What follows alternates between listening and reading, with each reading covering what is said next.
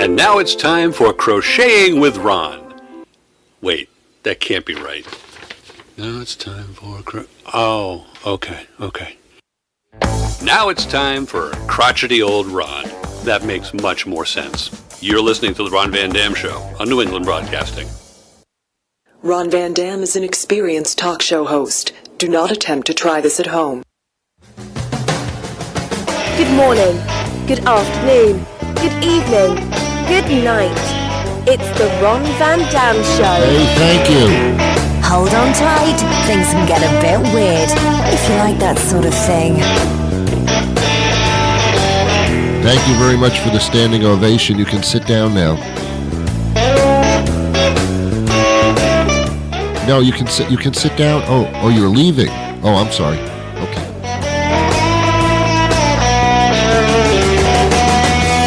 Hey, welcome to the program. It is indeed the Ron Van Dam Show. I'm one of the people they refer to in the title. Thanks for being here. You can come a little bit closer to the speaker. Come closer to the speaker. I won't hurt you much.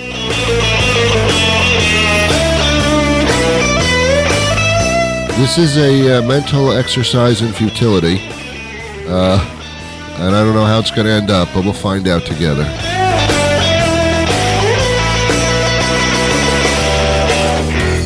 Hey, you're looking nice today, huh? Would you shower last night? Really? Nice looking. Whoa. Would you get a new mirror? Did you clean your mirror? Is that what happened?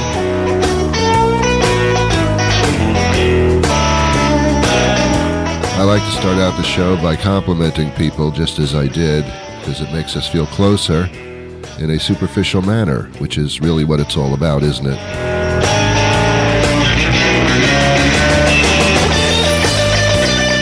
Are you hydrated? You're supposed to stay hydrated. You're supposed to be wet and moist inside. Make sure that you're hydrated. It loosens your stools and makes them softer. It's a good thing.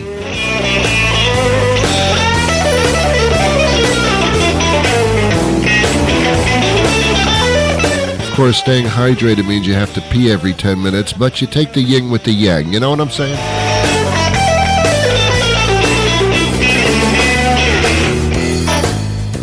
Yes, it is obvious. I am getting over a cold. For the past week, I've had a cold. Not a hot. I've had a cold. I don't know where I got it from. Well, actually, I have an idea. I went to a public place. I went to New York a couple of weeks ago, 10 days ago. I was at a taping of The View. Actually, the show's live, but they call it a taping. It was The View, and, I was sitting there, and I was amongst a lot of other people sitting there. And I think the person next to me had scabies or something, or I don't know what they had. But I caught a cold from somebody. It was the only time I'm ever in public. It was when I went to that television show taping. So I think I caught it from one of the... And if I ever find that person, I'm going to strangle you. I'm kidding. I wouldn't strangle anybody.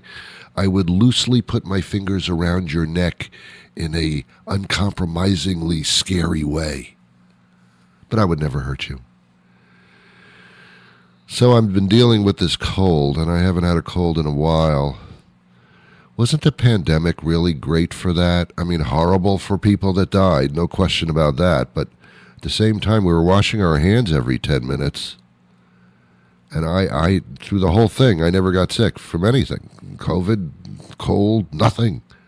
Of course, I also wasn't around people. That probably helped, too. Anyway, enough about COVID. But now that COVID's over, we're all susceptible to everybody else. And that's not good. That's not good. And now the pinnacle of the post-COVID world is the election. I can't wait till it's over in a way. In another way, I can. I don't know what's going to happen. All I know is whatever the results of the election are, it's going to be tumultuously terrible. For one side or the other, or perhaps both. So it will be, without question, it will be the beginning of the downfall of society. So, Happy New Year, yay! There's all the talk about the debate with Biden. And yeah, a better candidate would be nice. But it is what it is, kids. It is what it is. Sometimes you just have to say it is what it is. No, Ron, we can change things immediately. No, you can't. But people are forgetting something. And I don't know why they're forgetting it. You have a president and you have a vice president. And if the president for some reason is not capable of doing his or her job, in this case his, then the vice president steps in. And the vice president, being vice president for at least 4 years, would have a great knowledge of that, including the fact that they were chosen as vice president at all. We don't put enough emphasis on that position. I mean, vice presidents don't really do much of anything publicly. But they should, and they could, and they can. And the major role of a vice president is to take over for the president, should it need be for some reason. So having a President Kamala Harris is not a horrible thing. It's perhaps a very good thing. She's well-spoken. She was a prosecutor forever, and a very effective and awarded and respected one. She's very vocal, very communicative. What's wrong with her? Nothing. Is it because she's a woman?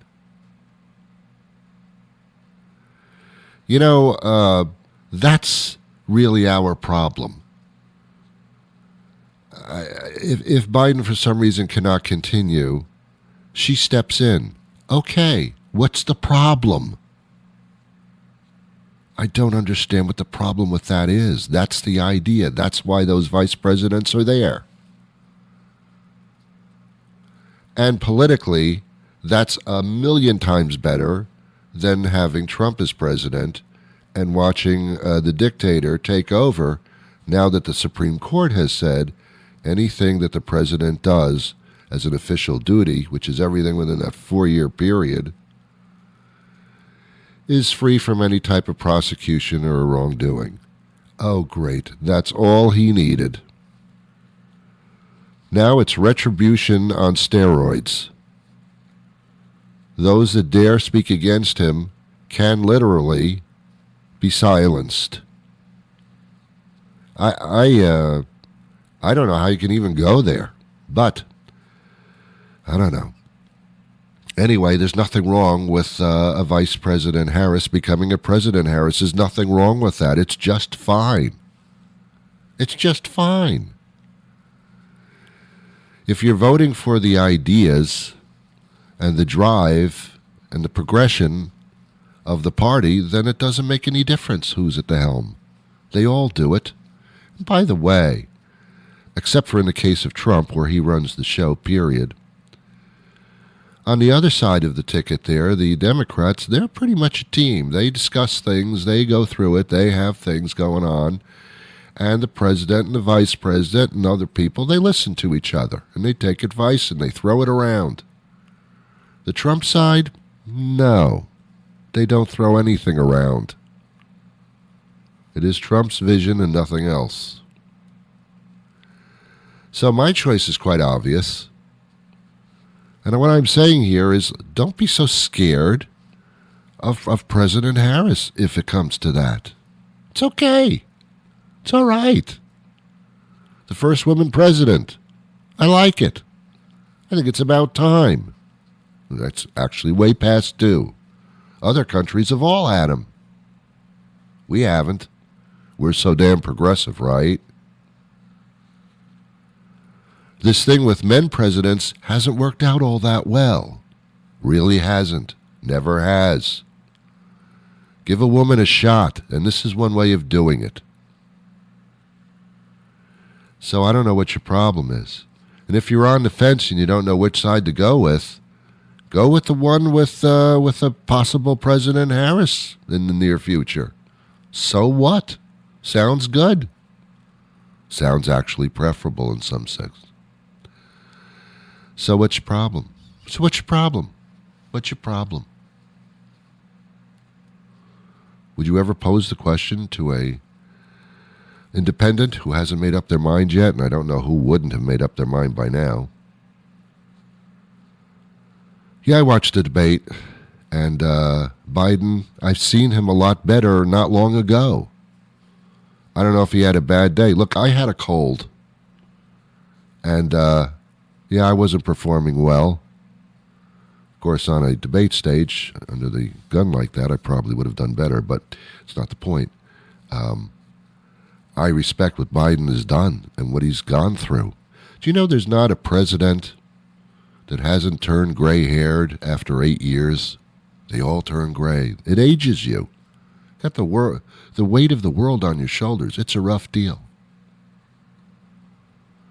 Trump's too crazy and insane. Literally insane. Maybe Biden might stare and dodder here and there if that's the case on a bad day. But he still can run the shit. Even in a chair. Trump, all he can run is his mouth. And if Harris has to step up at some point and take over the slot, God love you. I'm ready for you. Let's do it. So what's the problem? What's your problem? And that's my message to you today. I don't know what side of the fence you're on. Because we're divided, and everybody runs to their sides and runs to their camps and runs to their politically comfortable television news station, etc. So there's no changing anybody's head. We are now in a country of cults. C-U-L-T-S. Yep, we're into the cult thing right now. That's what we do. That's what we do. So fine. I guess we're only speaking to the ones that haven't made up their mind yet. And what I'm saying to you is, what's so bad about a Harris? I think it's great.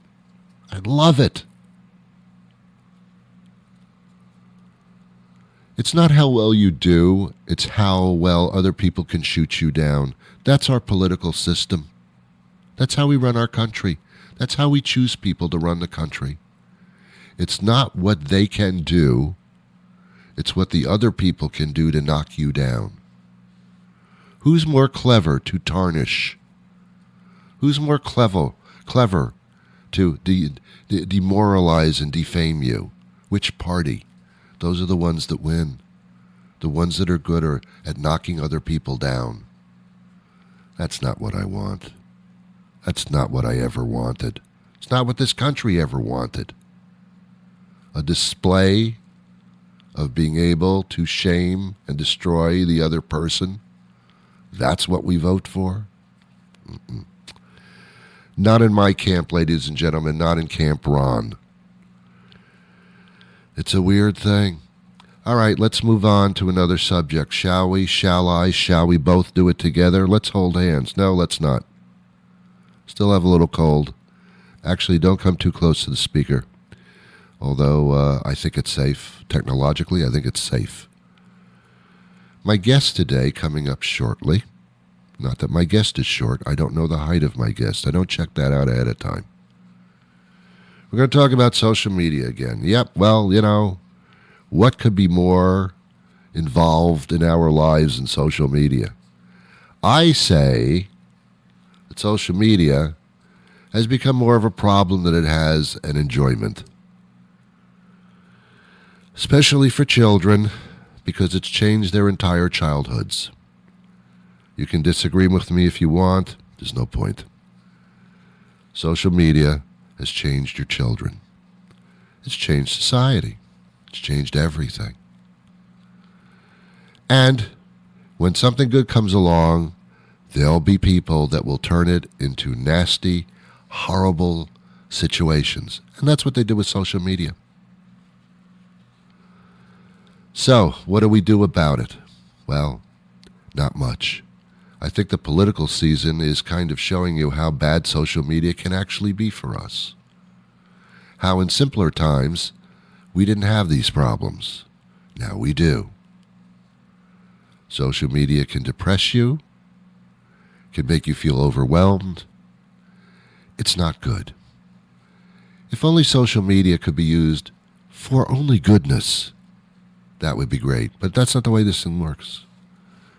Every invention, every idea has its great results and its horribly worst, hellish results. And sometimes it teeter-totters. It's tottering toward hell. So my guest shall outline how social media can perhaps be a good tool for you. Let me tell you the only things that I find positive about social media. And thanks for asking, by the way. Otherwise, I wouldn't have said this. Number one, I know when everybody's birthday is. I used to not know. I couldn't care less. You're celebrating another year on the planet? The fuck do you want me to do about it? Buy you a gift for what? What did you do to achieve this great level? So, but anyway, I know everybody's birthday and I can make them feel like they're loved and wanted. Okay, that's number one. Number two, if I have a question about anything, I can usually get an answer on the Google machine within a matter of seconds. Not only is that handy, because going to the library and getting the encyclopedia was a pain in the ass and expensive. All right, the computer's good for that. Okay, fine. All those things don't really have to involve social media. Social media can destroy you because you feel that it's a place, it's a forum for you to throw out your opinions. I do radio. That's kind of different. For you to throw out your opinions to other people and then put yourself out there to be blasted about them is kind of it's kind of like walking into an argument that you didn't have to have. So social media, you've been blocked.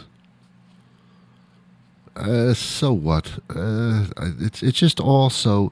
It's so to me, social media is all so childish. It just reeks of stupidity and immaturity to me. It reeks of it. I have 20,000 followers. Okay. You're really important? What? I spoke to a person a couple of months ago. Their big claim to fame that they were an influencer. What the hell does that mean? They were a YouTube influencer. I don't want to be influenced. Leave me alone. When you tell me you're an influencer, you sound like some type of a marketing hawk or something. I don't want to hear your influence. Go influence something else. I don't need to be influenced. If I want something, I'll go find it. Don't come looking for me. Influence this. I just did a visual that you can't see. Social media. We're going to discuss it with an expert in the field. See where we stand. I personally don't see the point of it. Things were fine. See, that's my gauge. Were things fine without it? Yeah, they were. Are things better off with it? No, they're not. Done with the influencing. Done with the comparisons. Pretty much an easy thing to figure out. All right. We're going to take a quick break. What are you going to do this weekend? You looking for something to do? Hey, how about this? Looking to have a few laughs this weekend? Come to Comedy Night at that bar near your house. Hosted by that local comic who hasn't moved past open mic nights for 20 years. And featuring that guy who told everyone he was moving to Los Angeles to become a famous comic and was back in 3 months. That girl whose friends all say she's really funny. And your headliner, that guy who was nearly famous until it turned out he liked to send pictures of his penis to strangers. It's a night full of fun and laughs, and it's happening at that bar near your house. Not too far to drive, just a little too far to walk. We'll see you there. Casey Faisler joins us now. She's an acclaimed tech ethicist. That's a new title. I've never heard of that before. Kind of impressive.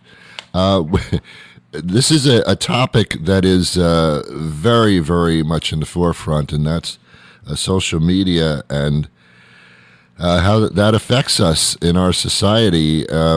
Thanks for being here today. Well, thank you so much for having me. Do we consider this to be a problem or an epidemic, or is it something that is pretty much just plain destroying our social lives? Well, I think that social media is good for us and bad for us. Both of those things can be true at the same time. Oh, yes. Well, that's true. That's true, but at the same time, I guess that there aren't too many things in life that don't have good and bad connected, I suppose.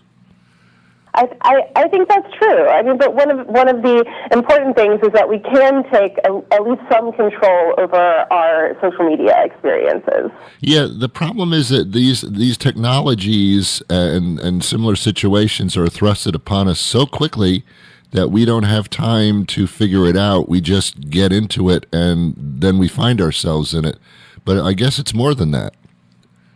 Yeah, I mean, so the content that we see on social media, it's based on these recommendation algorithms. So they're basically predicting what you might like based on what you've engaged with in the past. Yes. How can we control the downsides of it? I know we always talk about children and how they may get involved, and parents have to be wary, and there are various methods on how to regulate that for parents to children.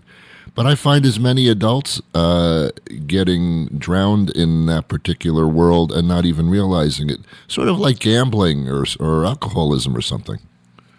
Yeah, I mean, I think that's true. We can get stuck in these kind of negative spirals of content, and that's partly because if an algorithm is predicting what you might watch, sometimes we can watch things because they make us unhappy or angry. So one of the really important things we can do is try to create more balance in our social media feed by intentionally engaging with content that is more positive or more optimistic.